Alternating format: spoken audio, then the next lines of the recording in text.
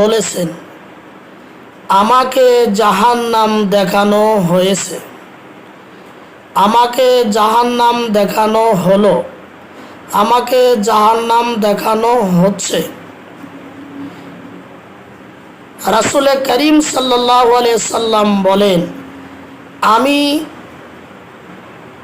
দেখি জাহান্নামের অধিবাসীদের মধ্যে বেশিরভাগই নারী জাতি অবস্থান করছে, কারণ তারা কুফরি করে। জিজ্ঞাসা করা হলো, ওগো আল্লাহর নবী মুহাম্মাদুর রাসূলুল্লাহ সাল্লাল্লাহু আলাইহি ওয়াসাল্লাম, এই নারীরা কি আল্লাহ রাব্বুল আলামিনের সাথে কুফরি করেন? রাসূল করিম সাল্লাল্লাহু আলাইহি ওয়াসাল্লাম বলেন, তারা